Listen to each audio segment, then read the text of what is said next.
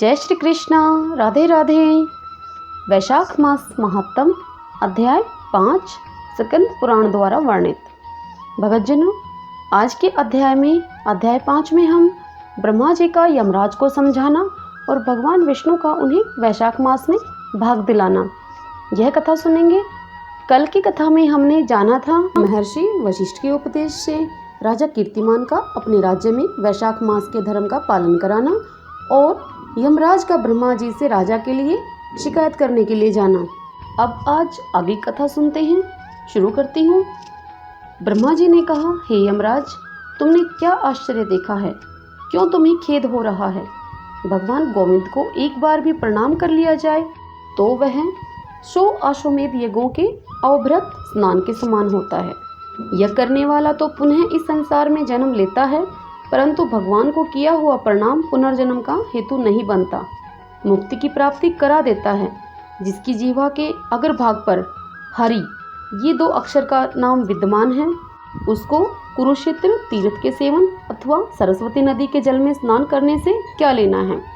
जो मृत्यु काल में भगवान विष्णु का स्मरण करता है, वह अभक्ष्य भक्षण आदि से प्राप्त हुई पाप राशि का परित्याग करके भगवान विष्णु के सायुज्य को पाता है, क्योंकि भगवान विष्णु को अपना स्मरण बहुत ही प्रिय है।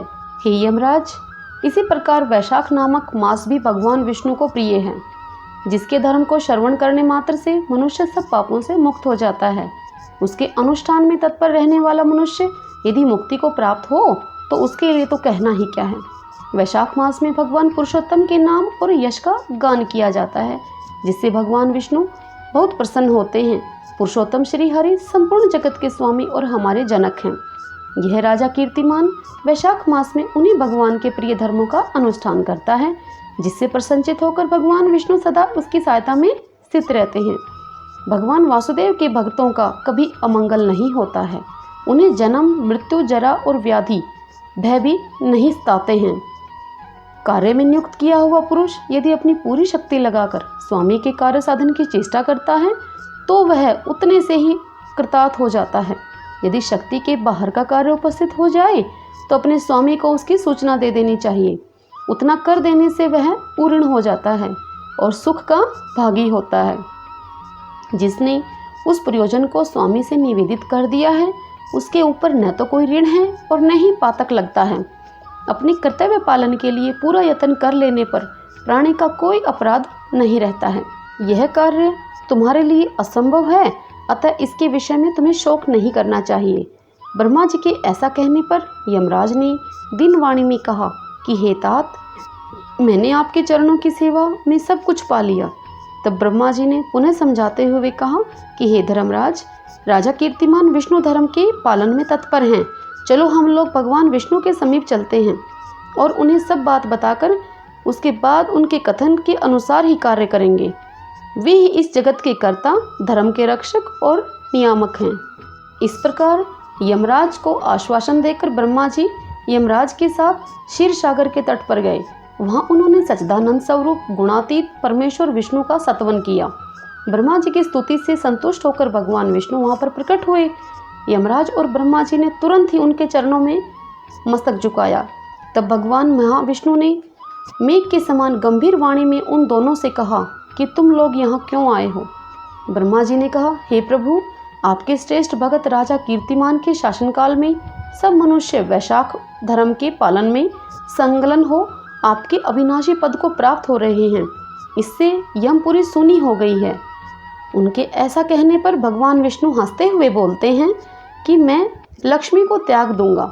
अपने प्राण, शरीर, श्रीवत्स, कौस्तुभमणि, वजंतीमाला, श्वेतदीप, बैकुंठ धाम, क्षीरसागर, शेषनाग तथा गरुड़ जी को भी मैं छोड़ दूंगा, परंतु मैं अपने भक्तों का त्याग नहीं कर सकूंगा, जिन्होंने मेरे लिए सब भोगों को त्याग करके अपना जीवन तक मुझे सौंप दिया है, जो मुझ में मन लगाकर मेरे स्वरूप के हो गए हैं। उन महाभाग भक्तों को मैं कैसे त्याग सकता हूँ।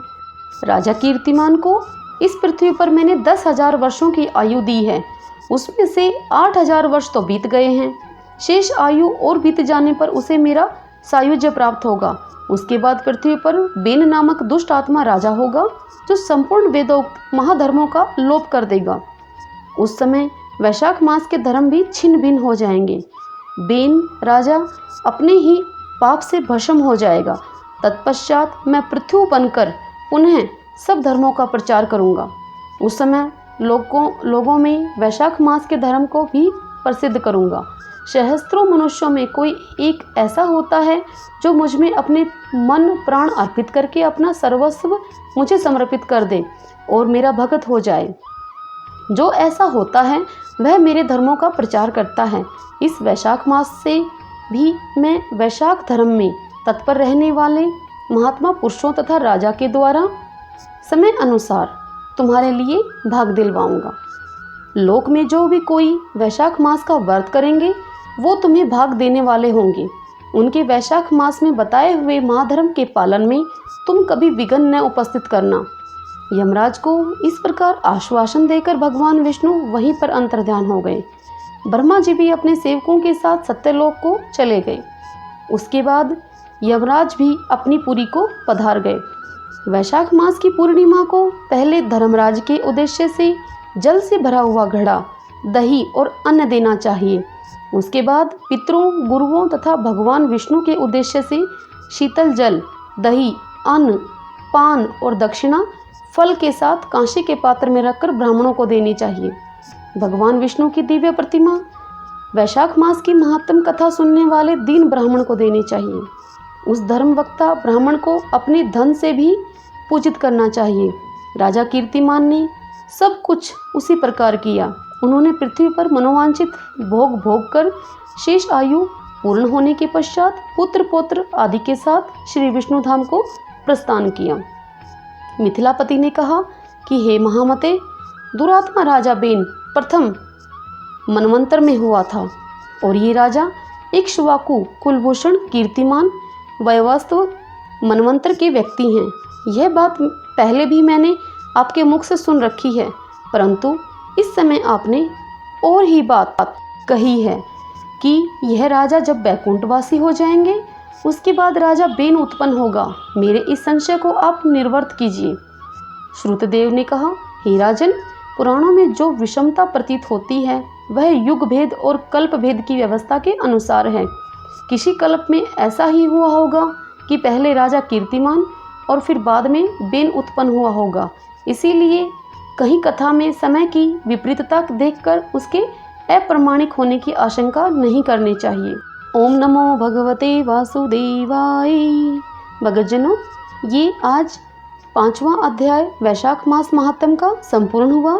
कल हम 6ठा अध्याय आगे की कथा में सुनेंगे। तब तक के लिए नाम जाप करते रहिए। हरे कृष्णा कृष्ण कृष्ण हरे हरे, हरे राम राम राम हरे हरे। कलयुग केवल नाम आधारा। इस कलयुग में नाम जाप करने से ही भक्ति मुक्ति पाई जा सकती है। यह मास भगवान विष्णु का मास है और थोड़ा सा नाम जाप भी कई गुना फल प्रदान करने वाला है। जय श्री कृष्णा, राधे राधे।